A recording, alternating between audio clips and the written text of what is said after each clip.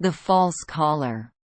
There was once a fine gentleman, all of whose movables were a bootjack and a haircomb. But he had the finest false collars in the world. And it is about one of these collars that we are now to hear a story. It was so old, that it began to think of marriage.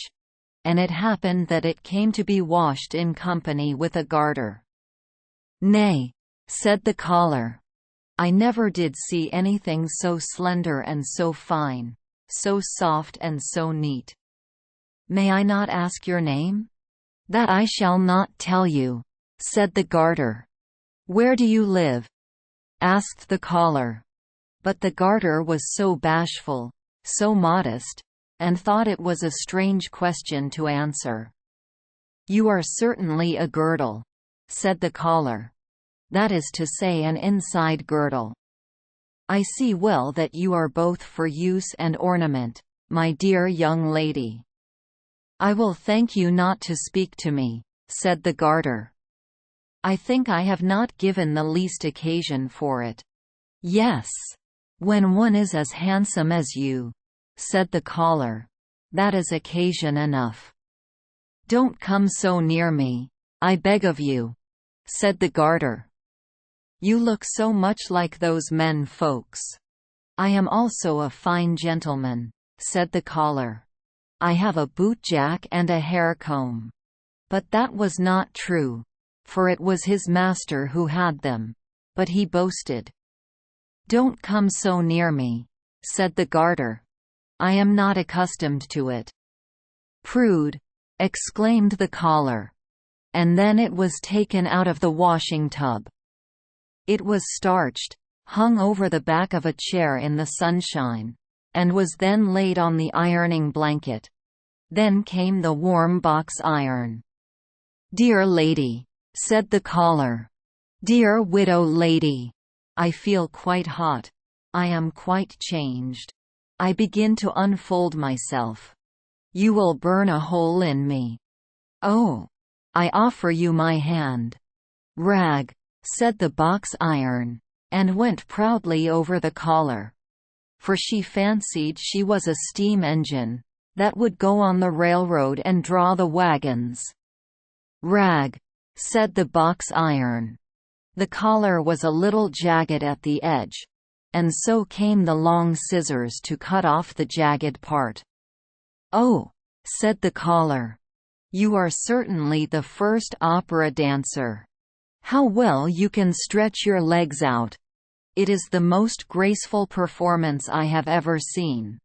No one can imitate you." "I know it," said the scissors. "You deserve to be a baroness," said the collar. "All that I have is a fine gentleman, a bootjack, and a haircomb. If I only had the barony." "Do you seek my hand?" said the scissors, for she was angry. And without more ado, she cut him, and then he was condemned. "I shall now be obliged to ask the haircomb. It is surprising how well you preserve your teeth, miss," said the collar. "Have you never thought of being betrothed?" "Yes, of course. You may be sure of that," said the haircomb. "I am betrothed to the bootjack." "Betrothed!" exclaimed the collar. Now there was no other to court, and so he despised it. A long time passed away.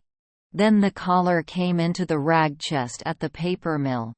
There was a large company of rags, the fine by themselves, and the coarse by themselves, just as it should be. They all had much to say, but the collar the most, for he was a real boaster. "I have had such an immense number of sweethearts," said the collar. "I could not be in peace. It is true, I was always a fine starched-up gentleman. I had both a bootjack and a haircomb, which I never used. You should have seen me then. You should have seen me when I lay down. I shall never forget my first love. She was a girdle. So fine, so soft, and so charming. She threw herself into a tub of water for my sake. There was also a widow, who became glowing hot, but I left her standing till she got black again. There was also the first opera dancer. She gave me that cut which I now go with. She was so ferocious. My own haircomb was in love with me. She lost all her teeth from the heartache. Yes. I have lived to see much of that sort of thing. But I am extremely sorry for the garter. I mean the girdle. That went into the water tub. I have much on my conscience. I want to become white paper. And it became so. All the rags were turned into white paper. But the collar came to be just this very piece of white paper we here see, and on which the story is printed. And that was because it boasted so terribly afterwards of what had never happened to it. It would be well for us to beware, that we may not act in a similar manner, for we can never know if we may not, in the course of time, also come into the rag chest, and be made into white paper, and then have our whole life's history printed on it, even the most secret, and be obliged to run about and tell it ourselves. Just like this collar.